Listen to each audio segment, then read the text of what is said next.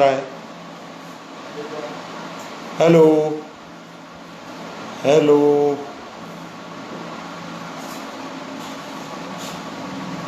आवाज आ रही? कोई साथी बताओ मेरे को, आवाज आ रही?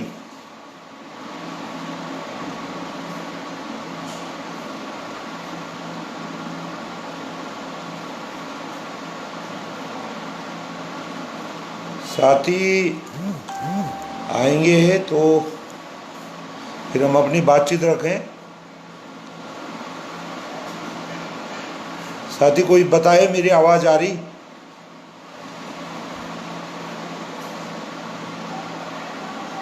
तो साथी आए तो मैं अपनी बातचीत रखूं।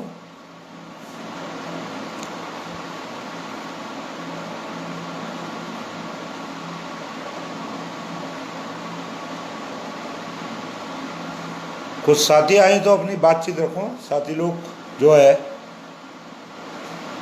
आएंगे तो मैं अपनी बातचीत शुरू करता हूं, क्योंकि लाइव का समय हो चुका है।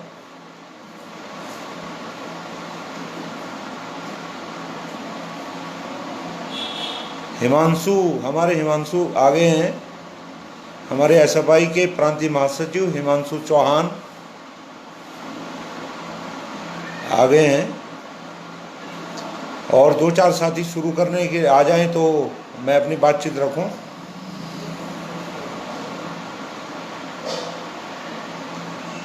आज का जो विषय है, आज की परिस्थिति में बहुत महत्वपूर्ण विषय है, और मैं जितना ज्ञान मुझे है मैं अपने हिसाब से उस बात को रखूँगा। और जो कमेंट्स आप देंगे, जो सवाल आपके होंगे, उससे भी सीखने का काम करूँगा।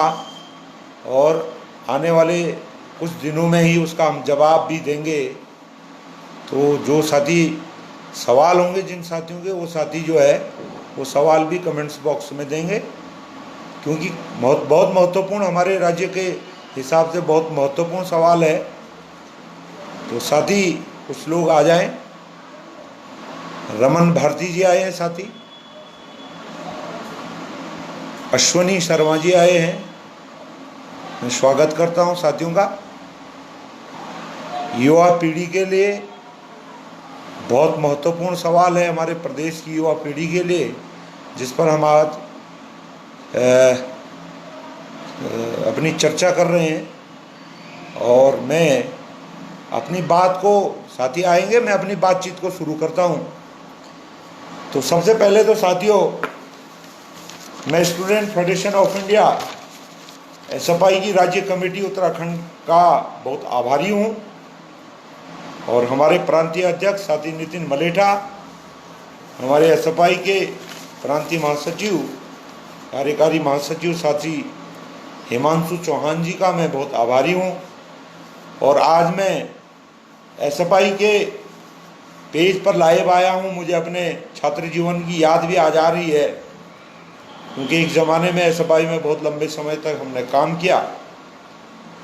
जो आज का जो महत्वपूर्ण सवाल हमारे एसएफआई के साथियों ने मुझे दिया है कि उत्तराखंड में पलायन और बेरोजगारी, मेरा ये मानना है कि ये बहुत महत्वपूर्ण सवाल है आज के परिप्रेक्ष्य में।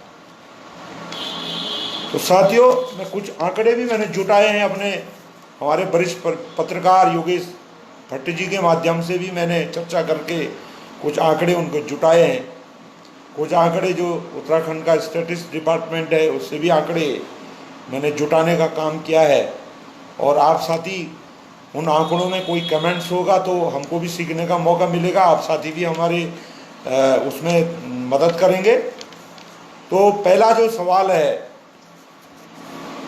कि मैं सर्वप्रथम तमाम अपने साथियों का, उत्तराखंड की तमाम जनता जो कोरोना महामारी से पूरी दुनिया प्रभावित है, पूरा देश प्रभावित है, हमारा राज्य प्रभावित है, मैं कामना करता हूं कि आप लोग सब परिवार स्वस्थ होंगे और अपनी शारीरिक दूरी को बनाते हुए इस कोरोना महामारी के खिलाफ अपने अपने घरों में रह करके लड़ रहे होंगे।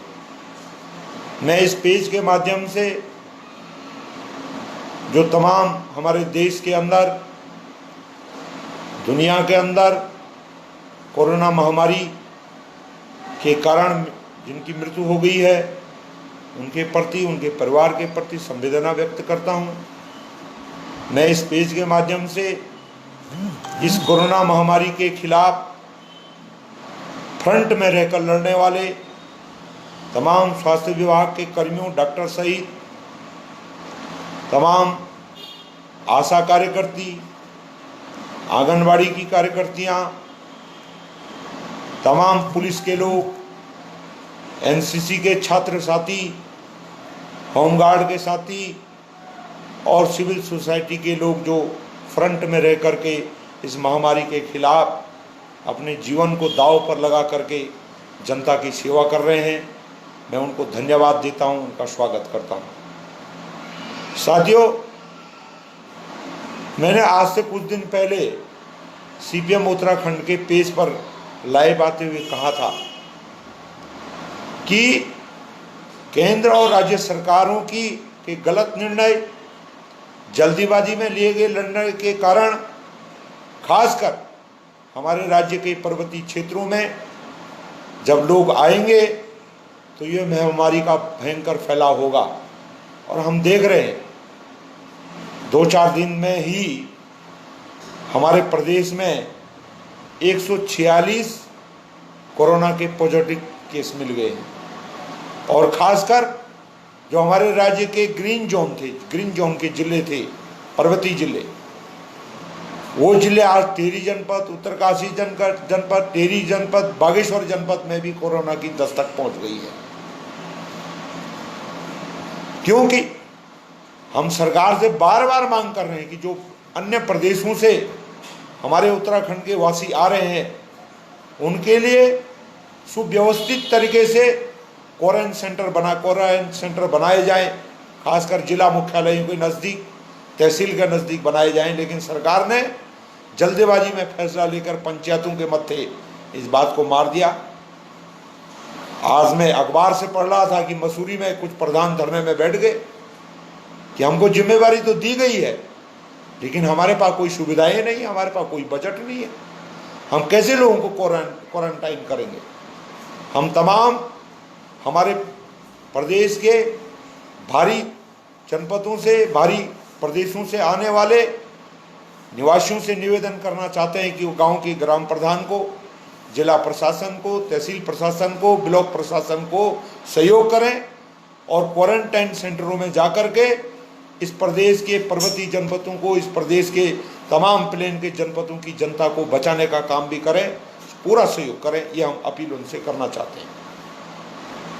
जो सब्जेक्ट है हमारे उत्तराखंड में पलायन और बेरोजगारी, मैं पहले पलायन पे कहना चाहता हूँ। मैंने कुछ आंकड़े जुटाए हैं, मैं उन आपके सामने उस बात को रखना चाहता हूँ। आप सब लोग जानते हैं कि हमारे प्रदेश में हर रोज औसतन 165 के लगभग लोग पलायन कर रहे थे। आज तक 165 के लगभग लोग पलायन कर रहे थे। आज लोग वापस अपने गांवों को आ रहे हैं और जो ताजे आंकड़े आ रहे हैं सरकार के, 3 लाख से भी ऊपर लोगों ने पंजीकृत करवाया है उत्तराखंड में आने के लिए। और हर दिन जो है हजारों लोग घर वापसी कर रहे हैं। और हमारी सरकार, हमारा प्रशासन उत्तराखंड के वासियों को, आने वालों को प्रवासी कहा जा रहा है और उनके लौटने के लिए रिवर्स पलायन बोला जा रहा है, जो कि गलत है। वो अपने घरों को वापस आ रहे हैं। इसको रिवर्स पलायन नहीं कहा जा सकता है। जो पलायन है, जो हमारे यहाँ का आदमी पलायन कर रहा है, उसकी मजबूरी है पलायन करना। वो मजबूरी के कारण पलायन करता है। उसके कुछ कारण हैं। पहला कारण है रोजगार का सवाल, दूसरा कारण है सुविधाओं का सवाल, तीसरा जिसमें स्वास्थ्य है, जिसमें आपका शिक्षा है, जिसमें आपका रोजगार तो मैंने कहा ही है, आपका सड़कें, दूर संचार, इन सुविधाओं के, स्वास्थ्य, इन सुविधाओं के अभाव में लोग पलायन कर रहे हैं।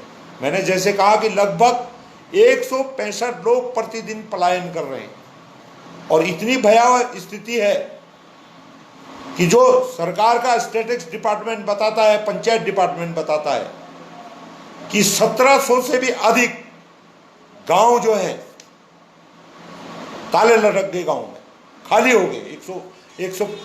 1700 कुछ 2000 के लगभग गांव ऐसे हैं उत्तराखंड में, पर्वतीय जनपदों के, जो गांव पे ताले लटके, जो गांव खाली, भूतिया गांव जिनको बोला जा रहा है, लोगों ने पलायन कर दिया। और उत्तराखंड के बनने के 20 वर्षों में सबसे टॉप पे जो पलायन के जनपद हैं वो है अल्मोड़ा और आपका पौड़ी। जो अल्मोड़ा जनपद है, ये इसका पलायन का जो रेशियो बढ़ा है, ये राज्य गठन के बाद बढ़ा है।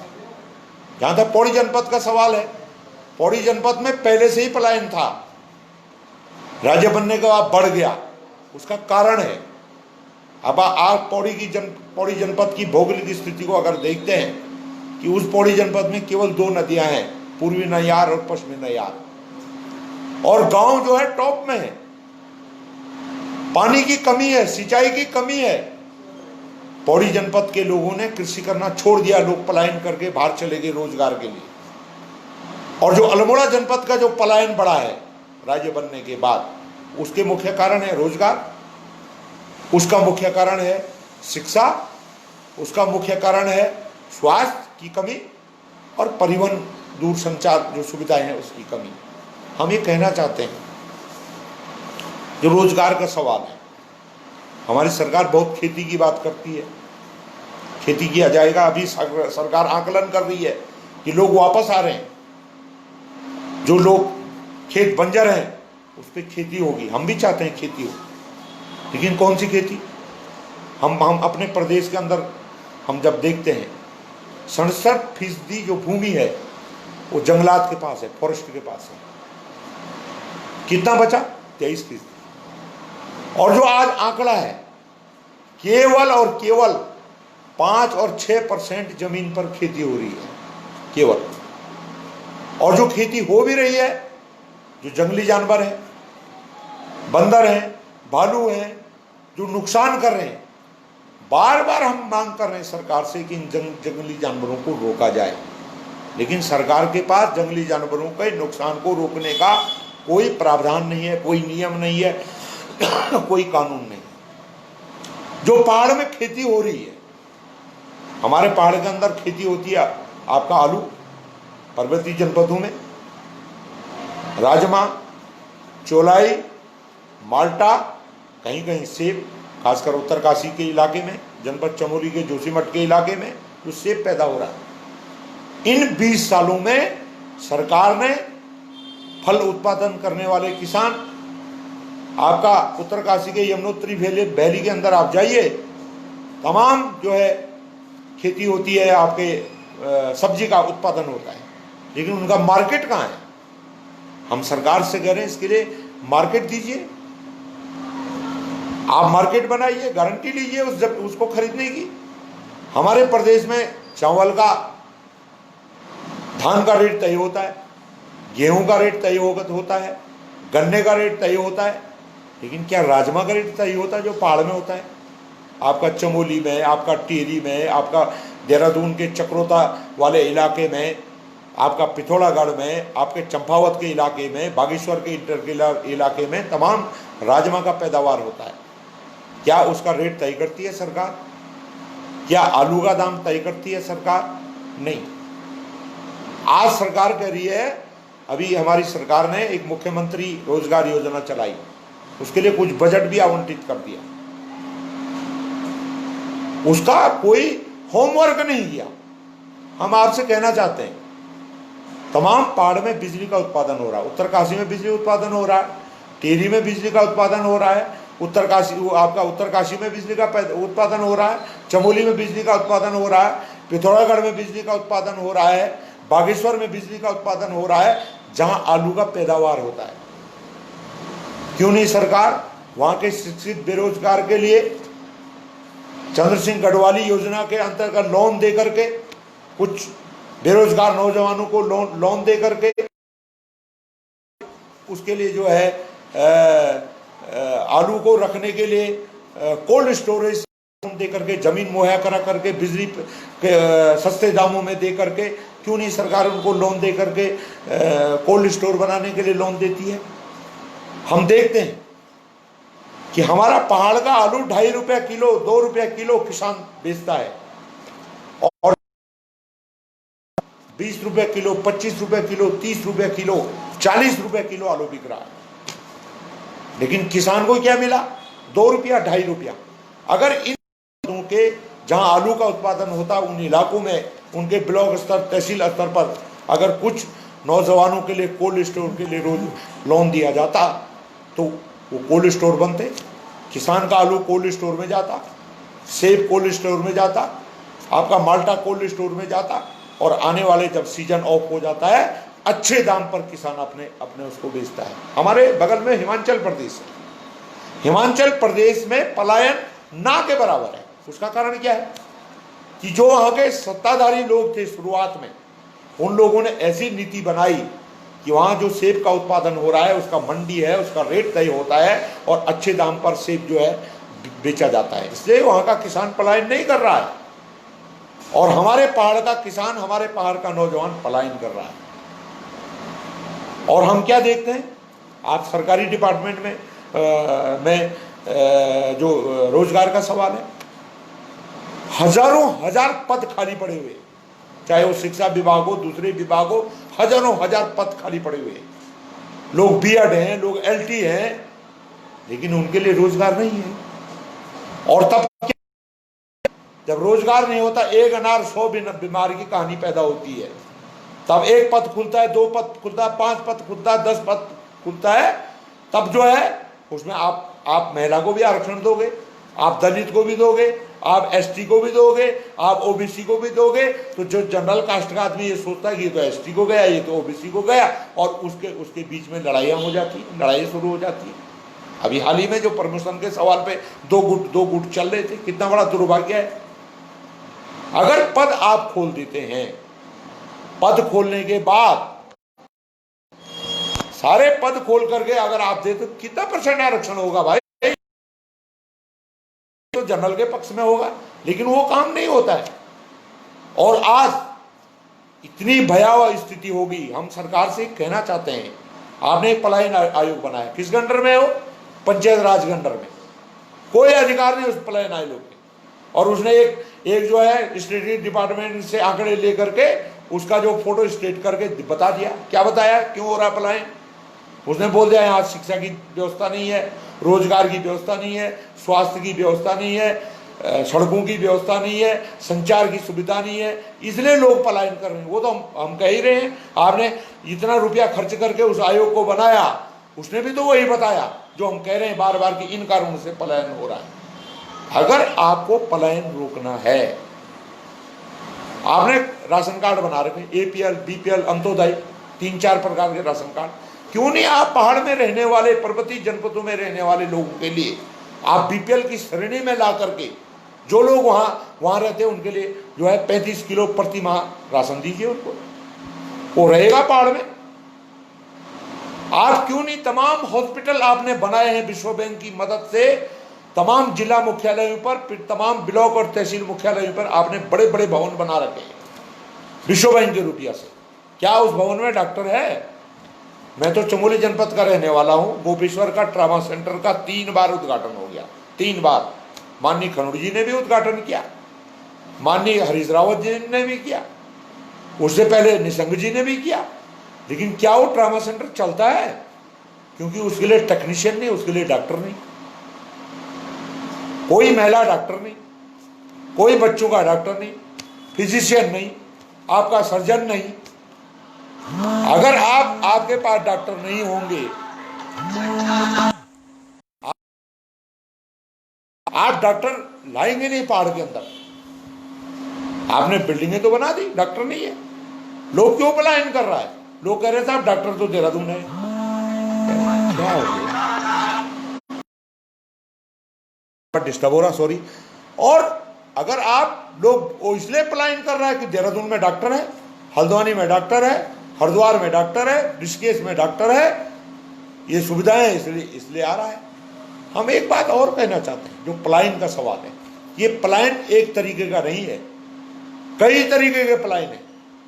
एक वो पलायन है जो गांव से बाजार में आ गया, एक वो पलायन है उसके बाद थोड़ा पैसा है ब्लॉक मुख्यालय पे चले गया, उसके बाद थोड़ा और पैसा है तो वो तहसील मुख्यालय पे चले गया, थोड़ा और पैसा है तो वो आपके जिला मुख्यालय पे चले गया, थोड़ा और पैसा है तो बड़े शहर में चले गया, बड़ा पैसा है तो देश के अन्य राज्यों में चले गया, और बड़े पैसे वाला तो विदेश चले गया। पलायन का अलग अलग तरीका है और कारण वही रोजगार है। हम ये कहना चाहते हैं कि पहले तो जो अगर आप जो तमाम लोग पहाड़ में आ रहे हैं, अगर आप उनको रोकना चाहते हैं, एनडी तिवारी के टाइम पे एक नियम बना, सिटकुल बनाए 3, हरिद्वार में बना दिया, देहरादून बना दिया, उधम सिंह नगर में आपने सिटकुल बना दिया। आपने एक नियम भी बनाया एनडी तिवारी जी की सरकार ने, 70% स्थानीय लोगों को रोजगार मिलेगा।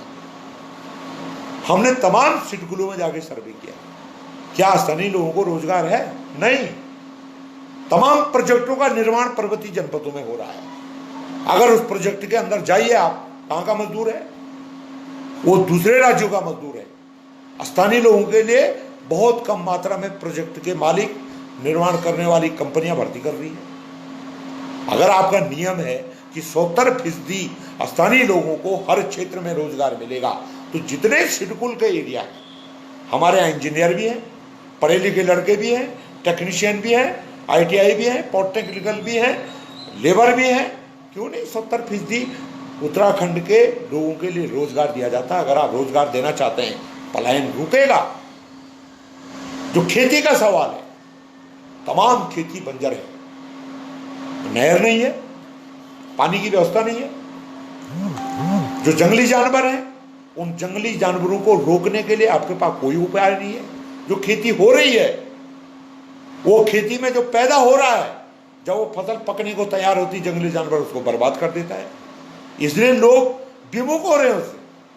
वो आलू उत्पादन कर रहा, मैंने एक आलू उत्पादक अपने साथी से पूछा कि आपका यहाँ का आलू तो बड़ा स्वादिष्ट होता है।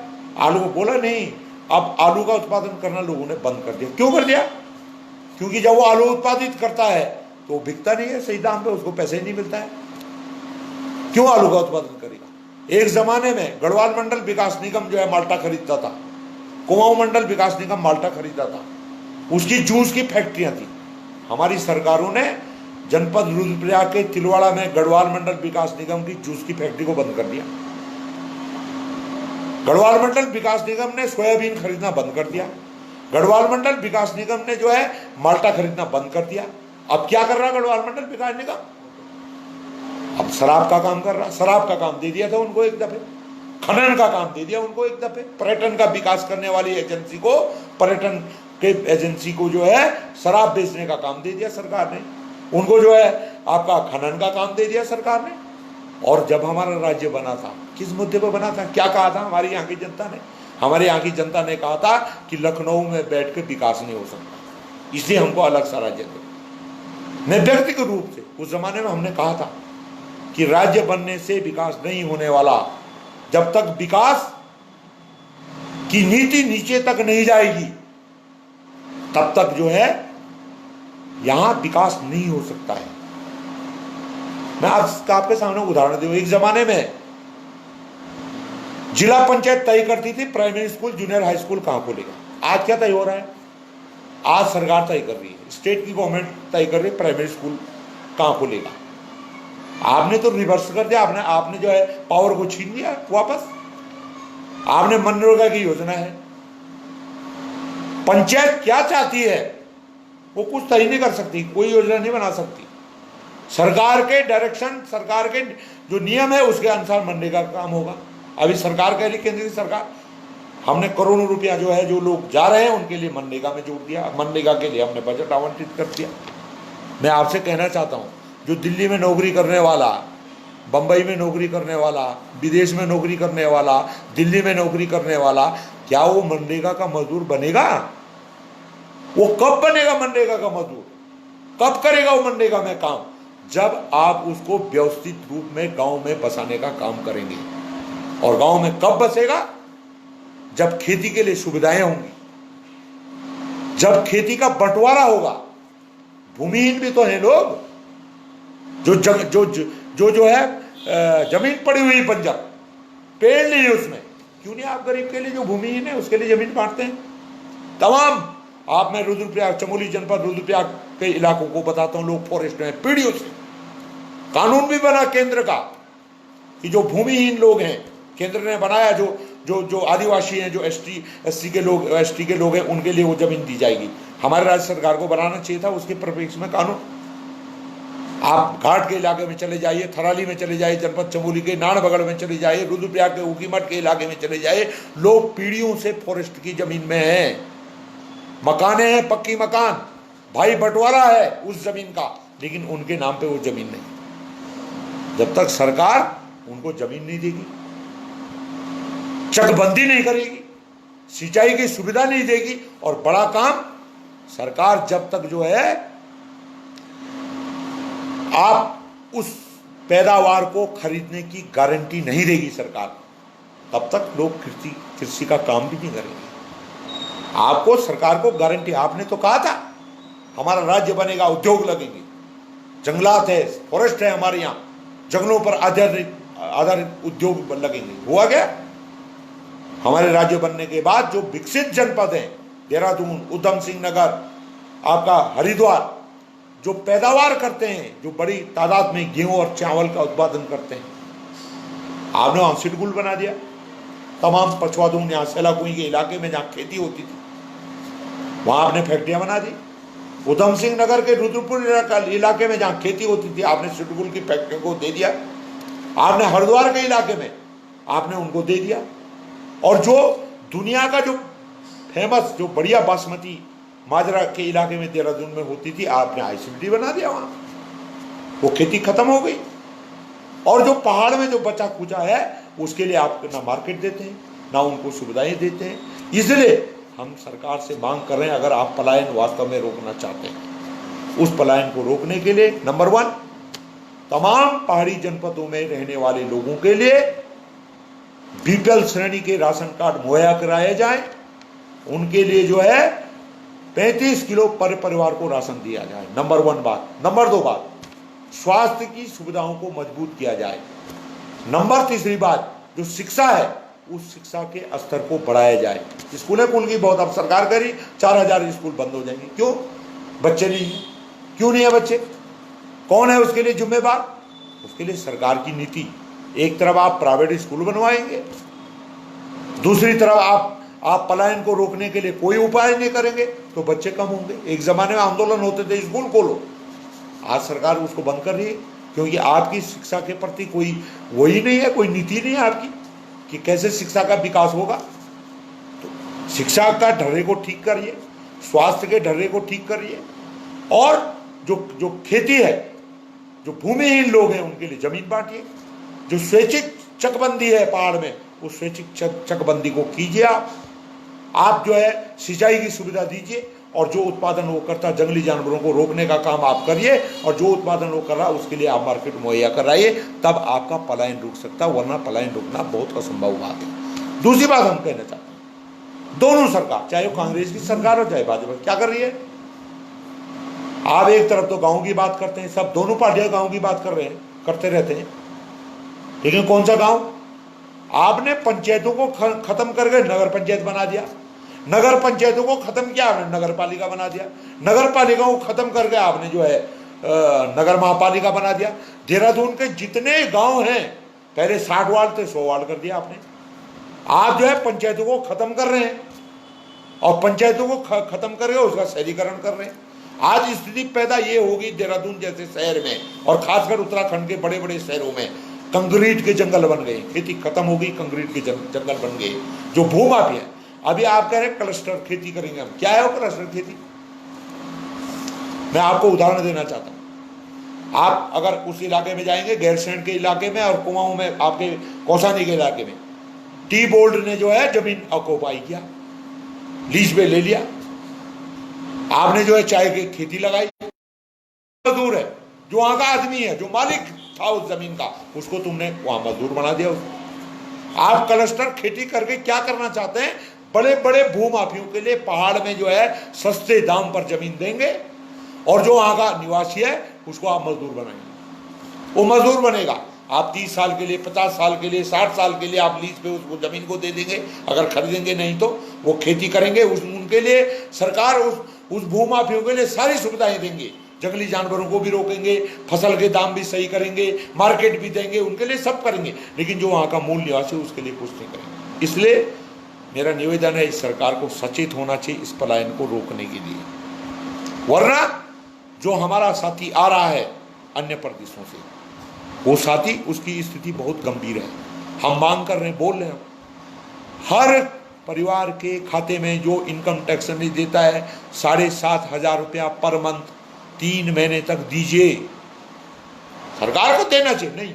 नहीं, सरकार नहीं देती। उनके लिए जो है राशन दीजिए, 35 किलो राशन दीजिए भैया एक परिवार के लिए। आप कह रहे हैं हमने चावल दे दिया, आप कह रहे हैं हमने बीपीएल के पहाड़ के इलाके में, कौन से इलाके में राशन गया होगा भाई? बताएं पहाड़ के लोग कितने इलाके में राशन गया। तो इसलिए एक तो ये पलायन का सवाल है, जो रोजगार का सवाल है, कैसे मिलेगा रोजगार? खाली सरकारी रोजगार का सवाल नहीं, जो पद खाली है उसको तो भरे सरकार। क्यों नहीं भरती सरकार? पद खाली पड़े हुए हैं, उन पदों को भरिए सरकार। तमाम लोग आंदोलन कर रहे हैं, पढ़े लिखे लोग। आज ये मजबूरी हो गई है कि आईटी करा हुआ छात्र, डिप्लोमा करा हुआ छात्र, एमसीए करा हुआ छात्र, वो शेड्यूल क्षेत्र में 5,000 7,000 रुपये में 12-12 घंटे की नौकरी करने के लिए मजबूर है। श्रम कानून लागू नहीं होता वहां। अगर जो श्रम कानून लागू करने की बात करेंगे उसको नौकरी से निकाल देगा मालिक, सरकार कोई एक्सेप्ट नहीं करती। और अगर बेरोजगारी को दूर करना है, उस बेरोजगारी को दूर करने के लिए आपको कुछ काम करने पड़ेंगे। एक तो सरकारी डिपार्टमेंट जो मैं कह रहा हूं, नंबर 2 बात, जो आपके औद्योगिक क्षेत्र हैं, उन औद्योगिक क्षेत्रों में जो नियम है सरकार का, जो नियम बना रखा है, डी तिवारी जी की सरकार ने बनाया था कि 70% स्थानीय लोगों को रोजगार, उस नियम को सख्ती के साथ लागू कीजिए। वो चाहे उद्योग हो, चाहे आपका जल विद्युत परियोजनाएं हैं, कोई भी योजना के जो भी निर्माण कार्य हो रहे हैं या उद्योग लगे हुए हैं, वहां पर 70% स्थानीय लोगों को आप रोजगार दीजिए। सरकारी डिपार्टमेंट में जो पद खाली पड़े हैं उन पदों को खोलिए। आप हो क्या रहा है, आप पद खोल रहे हैं, कुछ पद खोल दिया आपने, लोगों ने फॉर्म भर दिया, आपने बदमाशी कर दी।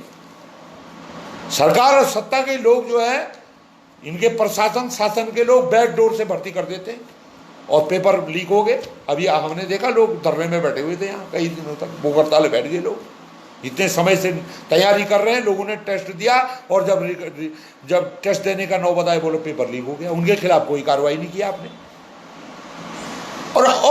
और जो सरकार कह रही है कि हम मुख्यमंत्री रोजगार, हमारी उत्तराखंड की सरकार कह रही है मुख्यमंत्री रोजगार योजना के लिए 1500 करोड़ के लगभग शायद इन्होंने बजट बना दिया, दे दिया, आवंटित किया। क्या है उसमें? लोन,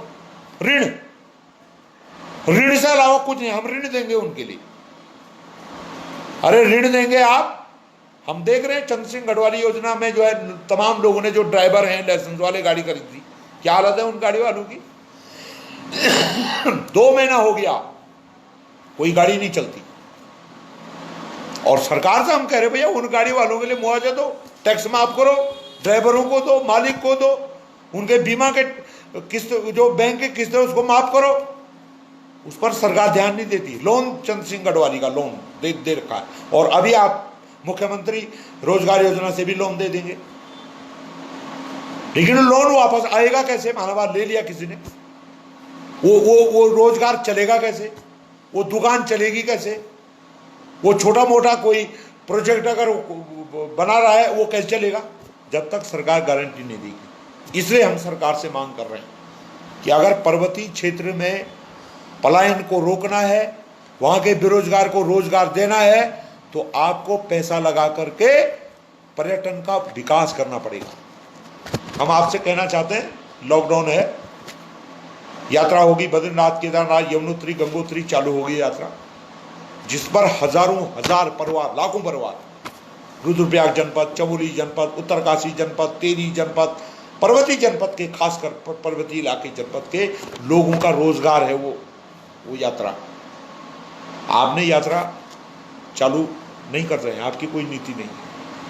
मैं एक साथी से चर्चा कर रहा था, जब 1819 में जब महामारी आई थी, उसमें भी यात्रा होती थी। ठीक है, कम लोग होते होंगे, पैदल जाते होंगे, उनके टेस्ट होते थे मुनि की रेती में, जो बद्रीनाथ केदारनाथ जाएगा, और अगर वो सिम्टम्स हैं, वो बीमारी के वो लक्षण है, उसको रोक दिया जाता, बाकी को भेज दिया जाता।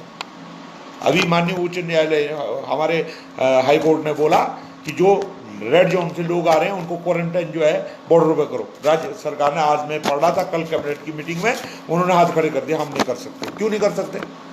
नहीं, हम उनकी खाने की व्यवस्था करेंगे। अरे आपने तमाम सरकारी कर्मचारी की एक दिन की तनख्वाह अपने खाते में डाल दिया, मुख्यमंत्री राहत कोष में।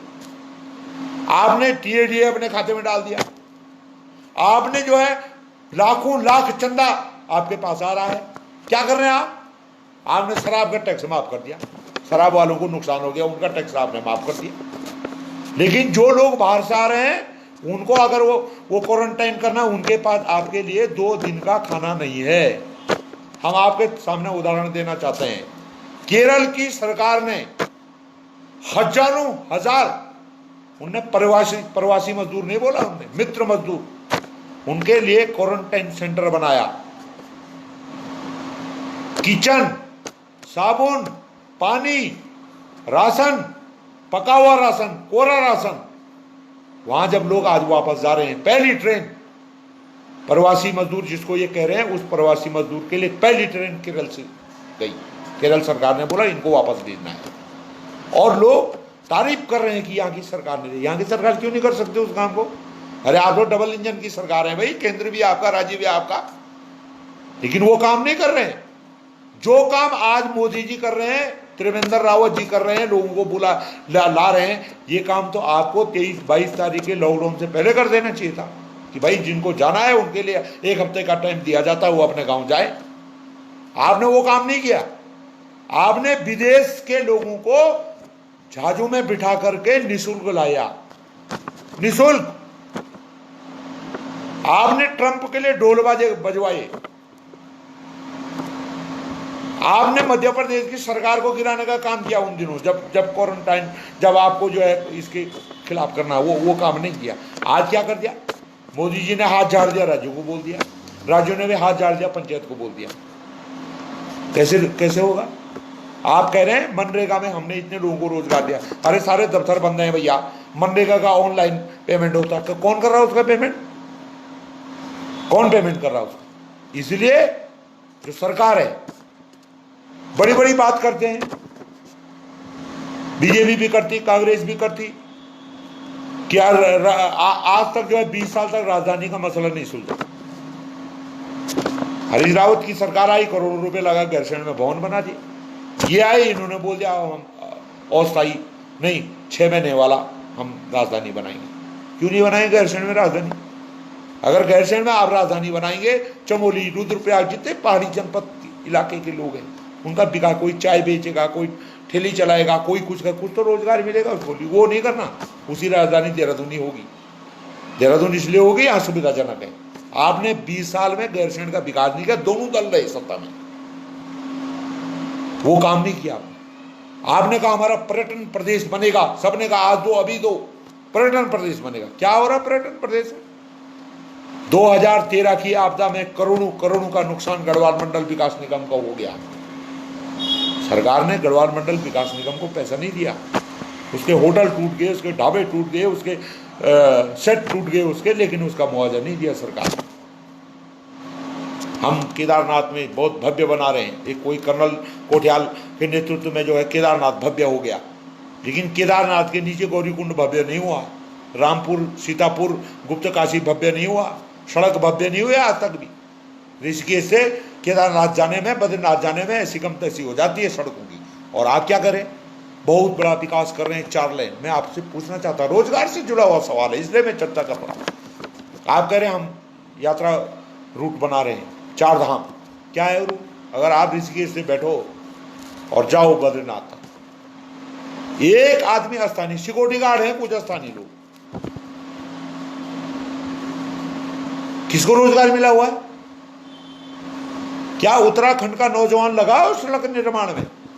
आप कह रहे हैं हम कर्णप्रयाग तक रेल ले जाएंगे, रेल का काम भी हो रहा है, रेलवे लाइन का काम, तमाम जगह जगह टनल बन रहे, और वो क्या करें? स्थानीय लोगों को भर्ती नहीं करेंगे। कैसे मिलेगा? माननीय त्रिवेंद्र रावत जी, उत्तराखंड में पलायन कैसे रुकेगा? यहाँ के बेरोजगार को रोजगार कैसे मिलेगा?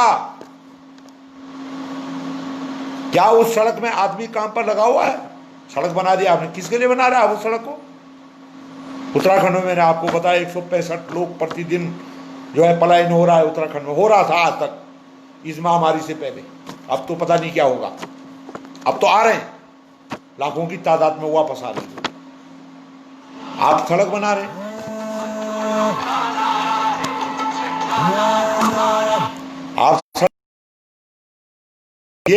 आप सड़क बना रहे हैं, आपने मार्केट बंद खत्म कर दिया। सड़क बनेगी, क्या रुद्रप्रयाग बचेगा? गुप्त काशी बचेगा? अगस्त्यमुनि बचेगा? चंद्रापुरी भिरी बचेगा? चमोली बाजार बचेगा? पिपलकोटी बचेगा? जोशीमठ बाजार लड़ाई हो रही है, कोई कह रहा नीचे से ले जाओ, कोई ऊपर से ले जाओ। जब हमारा ढाबा नहीं चलेगा, हमारी चाय की दुकान नहीं चलेगी, हमारा होटल नहीं चलेगा, तो आप 4 लेन का 10 लेन का बना दो उस बद्रीनाथ की, केदारनाथ की रोड को। क्या कर सकते हैं उसके लिए?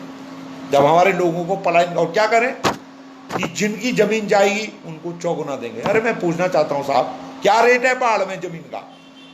20,000 से लेकर 60,000 रुपये नाली। और यहाँ क्या है, उसको जो है अगर मानवा 60,000 रुपये नाली के हिसाब से, उसको चौगुना भी देने, 2 लाख कुछ हजार हुआ एक नाली का। और यहां मकान बनाने के लिए उसको कम से कम 15 से 20 लाख की जमीन चाहिए, और मकान के साथ 1 करोड़ रुपए चाहिए, तब मकान बनेगा उसका। और वहां से छोड़ के आ जाएगा, रोजगार भी खत्म हो जाएगा। इससे बचेगा रोजगार? इससे तो रोजगार बचने वाला नहीं। हमारे यहाँ यात्राएं आ रही हैं, बद्रीनाथ केदारनाथ यात्रा होती है, कौन सी गाड़ी आती है? तमाम दुनिया की गाड़ियां बद्रीनाथ केदारनाथ जा रही। क्यों नहीं सरकार तय करती है कि नहीं जाएगी? कोई बाहर की गाड़ी जो है हरिद्वार से ऊपर नहीं चढ़ेगी, यहां पहाड़ की गाड़ियां जाएंगी। उससे क्या होगा? गाड़ी मालिक को फायदा होगा। उससे क्या होगा? जो उसमें ड्राइवर कंडक्टर लगा होगा उसको फायदा होगा, होटल वाले को फायदा होगा, ढाबे वाले को फायदा होगा। वो गाड़ियों में आते हैं, सिलेंडर भी रखा उनने, पानी की धारा जहां पर पानी बह रहा वहां पर उनने खाना बनाया और वो गए बद्रीनाथ के दर्शन करे, वापस आ गया। वो बीड़ी का बंडल, एक बिस्किट, एक टॉफी तक नहीं खरीद रहे हैं और वापस चले जा रहे हैं। क्या फायदा हुआ उस बद्रीनाथ केदारनाथ की यात्रा के? वहां के लोगों के लिए कैसे रोजगार मिलेगा? हम कहना चाहते हैं सरकार से, आप माल्टा लगाने के लिए प्रोत्साहित कीजिए और माल्टा खरीदने की गारंटी दीजिए। जूस की फैक्ट्रियां लगाइए। थम्स अप, कोका कोला बिक रहा है। क्या है थम्स अप, कोका कोला? एक जमाने में हिमाचल में बैन था कि यहां जो है थम्स अप और कोका कोला नहीं बिकेगा, केवल पहाड़ी फ्रूट्स ही बिकेगा। काफल का जूस क्यों नहीं बिक रहा? माल्टे का जूस क्यों नहीं बिक रहा है? बैन करिए उसको कि ये कोका कोला को बैन करिए, ये कोका कोला नहीं चलेगा यहां इस इलाके में। उससे जो स्थानीय प्रोडक्ट का जूस है वो बिकेगा। क्या रोजगार नहीं मिलेगा उससे? अगर आप खेती बांटते हैं, खेती के लिए सुविधाएं देते हैं, जो पैदावार है उसको खरीदने की गारंटी देते हैं, लाभकारी मूल्य अगर उसको देते हैं, क्या वो खेती नहीं करेगा? करेगा। खेती करेगा वो। लेकिन सरकार इस काम को नहीं करेगी तो बेरोजगारी बढ़ेगी, और बेरोजगारी बढ़ेगी तो पलायन भी होगा। ये जुड़ा हुआ सवाल है। इसलिए सरकार को अपनी नीति को ठीक करना पड़ेगा। मैं आपको एक उदाहरण देना चाहता हूं। जो स्थिति, भयावह स्थिति है हमारे देश की, 20,50,000 परिवार, 6 लाख से यानी 30% हमारे प्रदेश का 30% परिवार 5,000 रुपया प्रति माह से कम का गुजारा कर रहे हैं। और जो स्थिति है हमारे 41% पलायन गरीबी के कारण हो रहा है, 16% पलायन बेरोजगारी के कारण हो रहा है। और जो भयावह स्थिति है, जो तंगहाली में परिवार में कुछ आंकड़े मैंने जुटाए हैं अपने वरिष्ठ पत्रकार के माध्यम से। राज्य में कुल 20,50,000 परिवार, 6 लाख से अधिक परिवार तो तंगहाली में जी रहे हैं। अकेले में उत्तरकाशी में 80% परिवार ऐसे हैं जिनकी आय 50,000 रुपए से कम है, लगभग समथिंग। टिहरी, अल्मोड़ा, चंपावत जिलों में 70%, चमोली में 60%, पिथौरागढ़ में लगभग 63%, और जो 5,000 से कम की इनकम में जी रहे हैं। रुद्रप्रयाग जनपद में थोड़ा पर्यटन चलता है, लेकिन 54%। अभी तो बुरे हाल होने वाले हैं रुद्रप्रयाग जनपद के। ये भयावह, जिनकी इनकम 5,000 से कम के परिवार में हम आपसे कहना चाहते हैं, 5,000 से एक परिवार 5,000 से कम की कीमत में कैसे, कम पैसे में कैसे एक परिवार काट रहा होगा। ये स्थिति है हमारे प्रदेश के अंदर। हम सरकार से कहना चाहते हैं, जो मनरेगा का सवाल है, उस मनरेगा को कृषि से जोड़िए। कंक्रीट के पुल मत बनाइए। खड़िंजा के ऊपर सीसी मार्ग और सीसी मार्ग के ऊपर खड़िंजा मार्ग मत बनाइए। ये जंगलों में गड्ढे मत खोदिए। खेती से जोड़िए उस मनरेगा को, तब लोगों की इच्छा होगी। मनरेगा के अंदर जो लोग हमारे आए हैं उनकी इच्छा होगी पहाड़ में रह करके उसको रोकना। उनके लिए छोटे छोटे उद्योग आप लगाइए, उद्योग लगाए, सरकार लगाए। आप बोले हमने पिरूल पर हम कोयला बनाएंगे, एक नंदप्रयाग में भी लगा हुआ बंदा, उसमें कोयला गया। आपने कागज में दिखाए, वर्ल्ड बैंक से रुपये निकाला और 2-4 दिन बनाए, बोला हो गया खत्म, कुछ नहीं। तो इसलिए, और जो जमीन है जिन पर पेड़ है, उस जमीन को बांटो भूमिहीनों को।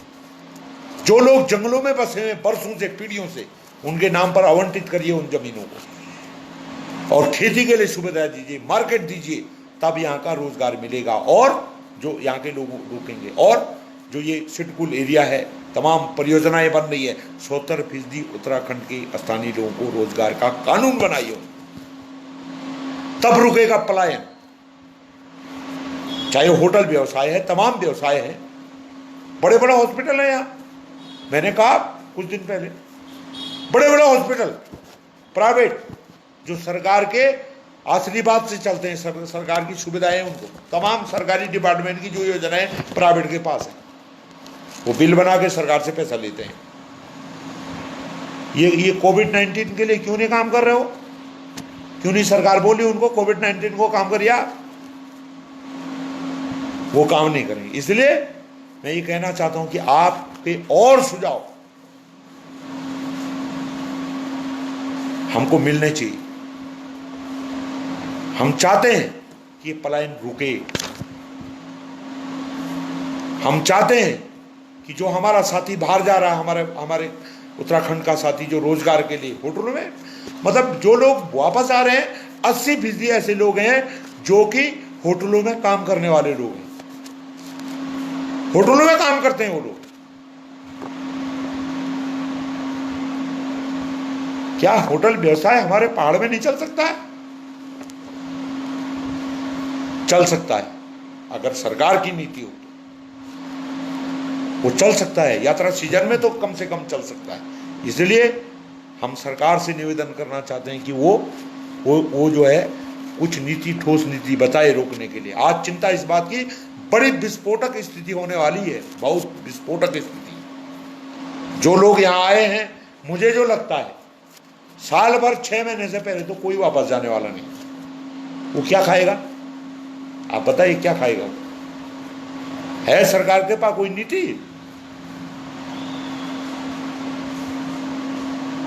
क्यों नहीं सरकार उसके खाते, उनके परिवार के खातों में पैसे डाल लिए? क्यों नहीं सरकार उनको निःशुल्क राशन दे रही है? तभी तो रुकेगा, तभी तो खाएगा वो। अगर नहीं खाना होगा तो क्या विस्फोटक स्थिति पैदा होगी कि नहीं होगी? इसलिए हम ये कहना चाहते हैं कि एक वो स्थिति है जो कोविड-19 से पहले जो पलायन हो रहा था, और वो एक वो स्थिति है जो वापस रिवर्स गियर लग गया है कोविड-19 के बाद। ये स्थिति और भयानक हो गई है। इसलिए सरकार को गंभीरता से पलायन रोकने, खाली आयोग बना के नहीं होगा, आयोग से नहीं चलता काम। आयोग लोगों से पूछे भी तो, बताए भी तो, सरकार के पास कोई नीति तो है, बोल तो दिया आयोग ने, ये नहीं ये नहीं ये नहीं। क्या कर दिया हॉस्पिटल ठीक? क्या एजुकेशन व्यवस्था ठीक कर दी सरकार ने? मैं आपको कहना चाहता हूं 2013 के आपदा के पुल नहीं बनाया अभी सरकार ने, जो नदी के पुल है। उदाहरण दे दूं मैं आपको, आज भी जो है आप पिंडर गाड़ी में चले जाइए चमोली जनपद के देवाल से आगे, क्या बन गया वो पुल? नहीं बना। आपने जो है चमोली जनपद के नलगांव का पुल ठीक नहीं किया, जिसके पुल के परिपार विधायक जी का घर है, वो पुल नहीं किया आपने ठीक। अभी हरमनी में अखबार में मैंने पढ़ा कोई मर गया पुल से गिर के, वो पुल नहीं किया आपने ठीक। आप आयोग पे आयोग बनाते जा रहे हैं, आयोग में लाखों करोड़ों रुपया आप फूक रहे हैं, आयोग के नाम पर नियुक्ति कर रहे हैं, आप आयोग बना रहे हैं, उनको मोटी मोटी तनख्वाहें सुविधाएं दे रहे हैं, और जो आयोग दे भी रहा है कुछ, उस आयोग के फैसले को आप लागू नहीं कर रहे हैं। इसलिए हम गंभीरता से कहना चाहते हैं, हम खासकर अपने पर्वतीय जनपद के बेरोजगार, पढ़े लिखे बेरोजगार से निवेदन करना चाहते हैं, हम आएंगे आपके बीच, क्या मांग होगी, क्या बात होगी, इस पर सरकार पर दबाव बनाने की जरूरत है। बहुत सारे लोग अरे सरकार क्या कर लेगी, क्यों नहीं करेगी सरकार? सरकार इस जनता की माँ और बाप है। जैसे हमारे माँ और बाप हमारे लिए सब कुछ करते हैं, इसी प्रकार सरकार का दायित्व है अपने प्रदेश की जनता को पालना, उसको देखना। खाली कुछ मोटे लोगों के लिए देना नहीं है सरकार का काम। तो इसलिए हम ये कहना चाहते हैं कि इसको रोकने के लिए सरकार को कुछ व्यवस्थित उपाय करने चाहिए। इन्हीं शब्दों के साथ पुनः, मेरे अंदाज से कितना टाइम हो गया सर? हाँ, मेरा निवेदन है कि जो ये मोदी जी और मोदी जी की सरकार कह रही है ना सोशल डिस्टेंस, ये सोशल डिस्टेंस नहीं, हाँ हमारा नारा शारीरिक डिस्टेंस, सोशल डिस्टेंस करके तो आपने कभी तबलीगी बोला, कभी कुछ बोला। अब क्या हुआ कि तबलीगियों ने फैला दिया, मुस्लिम ने फैला दिया, बोल रहे थे ये, तब क्या हुआ? इनके चैनल बकरे थे। अब क्या हो रहा? आप कौन फैला रहा उसको? सामाजिक दूरी नहीं, शारीरिक दूरी, ये नारा ही गलत है सामाजिक दूरी का। शारीरिक दूरी बनाते हुए इसके खिलाफ लड़ें, और तमाम प्रदेश के बुद्धिजीवों, तमाम एडवोकेट्स, पढ़े लिखे शिक्षाविदों से निवेदन करना चाहता हूं कि इस पलायन को रोकने के लिए, रोजगार को बढ़ाने के लिए आप सुझाव दें, चर्चा करें, और सुझाव देकर इस सरकार पर हम सब लोग मिलकर के दबाव बनाने का काम करेंगे। इन्हीं शब्दों के साथ मैं पुनः स्टूडेंट फेडरेशन ऑफ इंडिया सफाई उत्तराखंड राज्य कमेटी का विशेष आभारी हूँ कि उन्होंने मुझे मौका दिया और मैंने अपनी बात आपके सामने रखी। इन्हीं शब्दों के साथ बहुत बहुत धन्यवाद। आपके जो सुझाव आ रहे हैं कमेंट बॉक्स में हम देखेंगे, उन पर बातचीत करेंगे, और हम पुनः कोशिश करेंगे कि आपके सुझाव, आपके जो सवाल होंगे उनका जवाब देंगे, लेकिन आपके सुझावों को मानते हुए, आपके सुझावों को लेते हुए। इन्हीं शब्दों के साथ बहुत बहुत धन्यवाद। आप